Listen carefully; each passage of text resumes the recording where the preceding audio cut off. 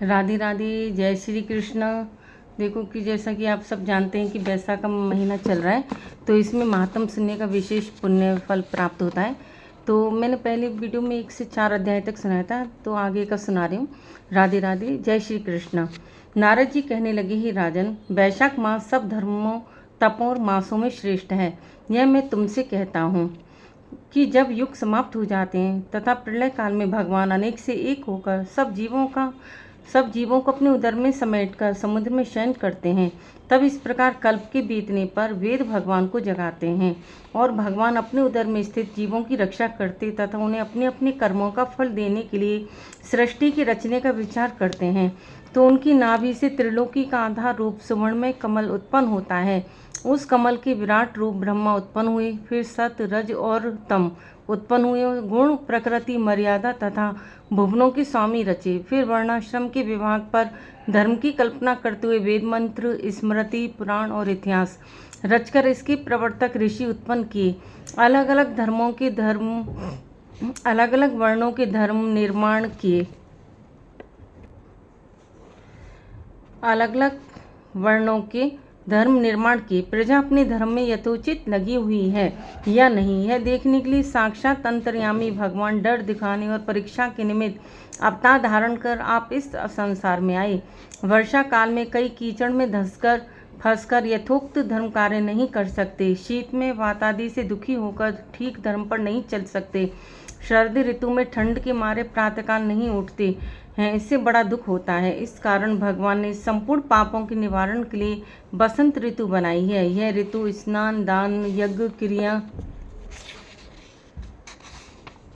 और सब भोगों के लिए अनुकूल है। मीन की संक्रांति में वर्णाश्रम वासियों के घरों में रहकर भगवान लोगों के कर्मों को देखते हैं, धर्म पर चलने वाले मनुष्यों की मनोकामना पूरी करते हैं और अधर्म पर चलने वालों की आयु और धन क्षीण करते हैं।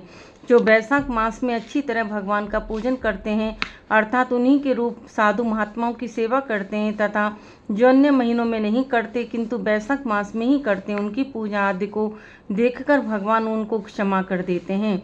जैसे कोई राजा अपनी प्रजा को देखने के लिए अपने राज्य में जाता है और प्रजा यथाशक्ति कुछ भेंटें लेकर अपने राजा के समीप जाती है, तब राजा उसी से ही अनुमान लगा लेता है कि उक्त प्रजा में कौन कितना राज्य भक्त है। उसी तरह भगवान भी पूजा से देखते हैं कि कितनी श्रद्धा है। भगवान इस मास में सब प्राणियों की परीक्षा करते हैं। बोलो भगवान श्री कृष्ण की जय। 6ठा अध्याय। नारद जी कहते हैं कि हम एक ब्राह्मण और छिपकली का इतिहास कहते हैं। प्राचीन काल में हेमांग नाम वाला एक राजा इक्ष्वाकु वंश में हुआ है। वह ब्राह्मणों का बड़ा भक्त, किसी की निंदा न करने वाला, शत्रुओं पर विजय पाने वाला तथा जितेंद्रिय था। उसने इतने यज्ञ किए कि कुशाओं से पृथ्वी पर कुशा ही कुशा दिखाई देने लगी। उसने गौ, भूमि तथा सुवर्ण का दान देकर अनेक ब्राह्मणों को प्रसन्न किया। कोई ऐसा दान नहीं जो उसने ना किया हो, परंतु उसने कभी वैशाख मास में जलदान नहीं किया। वह कहता था कि अलभ्य वस्तु दान करने का फल है, जल तो सहज में ही लभ्य है।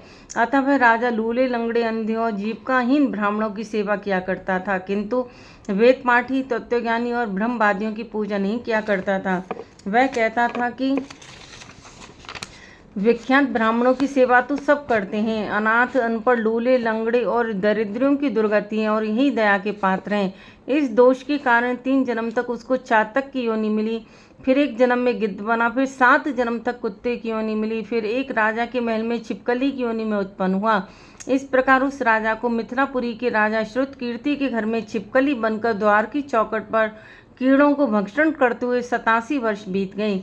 एक समय श्रुतदेव ऋषि भूखे प्यासे दोपहर के समय मार्ग में थके हुए मिथिलापति के घर आए। ऋषि को देख राजा ने खड़े होकर उनका बड़ा आदर सत्कार किया, मधुपर्क आदि करके उनका पूजन किया और उनके चरण धोकर अपने माथे पर उस जल को छिड़का। दैवयोग से उस जल की एक बूंद पड़ती ही उसके अनेकों योनियों के जन्म का ज्ञान हो गया। उसको अनेक योनियों के जन्म का ज्ञान हो गया और हाय हाय कर कहने लगा कि हे ब्राह्मण देवता, मेरी रक्षा करो, मेरी रक्षा करो। छिपकली के ऐसे वचन सुनकर ब्राह्मण को बड़ा आश्चर्य हुआ और कहने लगे कि तू कौन है और क्यों इतना विलाप करता है? तू अपना सब वृतांत कह, मैं अभी तेरा उद्धार करूंगा। ऋषि के ऐसे वचन सुनकर वह छिपकली कहने लगी, हे ब्राह्मण, मैं इक्ष्वाकु कुल में उत्पन्न हुआ। मैं वेद शास्त्रों का ज्ञाता था। मैंने अनेकों गौदान और यज्ञ किए, तथा बहुत से कुएं, तालाब और बावड़ी बनवाई, अनेकों दान दिए और धर्म पूर्वक राज्य भी किया, तो भी मुझे स्वर्ग न मिला। 3 जन्म तक चातक और 1 जन्म में गिद्ध हुआ था। 7 जन्म तक कुत्ते की योनि में रहा, अब इस छिपकली योनि में हूँ। यह राजा आपका चरणोदक छिड़क रहा था तो उसकी एक बूंद मुझ पर गिर गई, जिससे मुझे पूर्व जन्मों का वृत्तांत स्मरण हो आया है और मेरे अनेकों पाप नाश हो गए। मुझको 28 जन्म तक छिपकली की योनि भुगतनी पड़ेगी, सो मैं इन जन्मों से डरता हूँ। अब आप कृपा करके कहिए कि मेरी दशा कैसे हुई। तब ऋषि ने अपनी ज्ञान चक्षु द्वारा सब कुछ जान लिया और कहने लगी कि मैं तुम्हारी बुरी योनि का कारण जानता हूँ। तुम ध्यान देकर सुनो। तुमने भगवान के प्यारे वैशाख मास में कभी जल दान नहीं किया। तुमने जल सुलभ जान यह समझ लिया कि है तो बिना मूल्य ही मिलता है, और धूप व मार्ग के प्यासे ब्राह्मणों को जल दान नहीं दिया। महात्माओं की अभिज्ञा इस लोक और परलोक दोनों में दुखदायी है। सज्जनों की पूजा ही धर्म, अर्थ और काम मोक्ष देने वाली है।